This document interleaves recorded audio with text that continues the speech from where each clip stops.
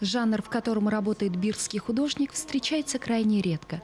Различные рисунки на поверхности камней, от пейзажей на крупных булыжниках до крохотных миниатюр. Интересно, но автор этих необычных и очень симпатичных творений не профессионал. И талант свой Маргарита Павловна Лобанова обнаружила только выйдя на пенсию. Правда, до этого пробовала себя в другом, вышивала, работала с соломкой. Но страсть к камушкам оказалась сильней.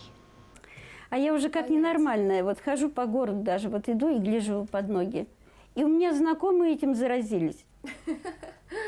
Идут и смотрят, и подбирают, и мне потом отдают. Говорят, ой, такой камушек я нашла, такой хорошенький, вот возьми его. А вот этот нарисуй. кусочек кирпича вам тоже? Да, мне он Подарили? понравился. Нет, это я сама нашла. Вот эти кирпичики я сама нашла. И мне они понравились, потому что на них можно что-то сделать. Для меня это какое-то маленькое удовольствие. И я успокаиваюсь на нем, какую-то маленькую радость себе беру. Дети мои удивляются, и как-то мне нравится.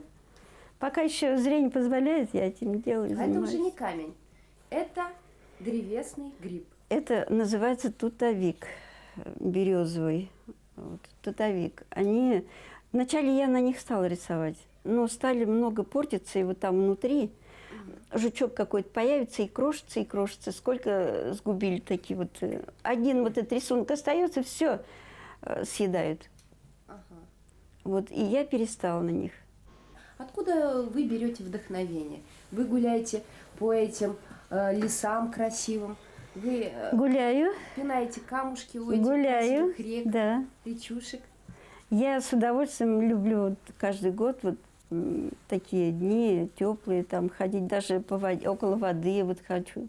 Где-то даже вот я рисовала на этих маленьких ракушечках. Но ракушки, они ведь не прочные, они сыпятся. Поэтому я выбираю сначала, отщипаю. Если отщипается, значит, я выбрасываю. А если крепкие, значит, я рисую. Много у меня ушли. Тоже рисовали, которые были мне там. Маргарита Павловна, а вы никогда не считали, сколько камушков вы изрисовали? Сколько вообще? Сотни? Ой, это больше. Больше. Это насчет, это намного больше. Куда они потом девались? Ребятишки ходят и покупают. Некоторым даже взрослым нравится, покупают. Кто-то кому-то дарит, может быть. На память? Да. Я очень много раздарила. Друзьям, знакомым, детям очень много. Почему она начала рисовать, Маргарита Павловна не знает. Этому ее никто не учил, и в семье художников не было. Разве что дядя ее, Сергей Катаев. Может, от него и передалось. Случайно у меня находка была в лесу. И я что-то... У нас было 4 женщин. Мне что-то первый вот он казался интересным. Крутила и взяла его домой. Мне показался действительно вот на петуха похожий. И грибочек такой нашла. Решила попробовать. Получился вроде петуха. Мне понравилось. А на этой стороне как будто на женщину похоже. Приделала я из глины эту голову. Вот так, петух-оборотень.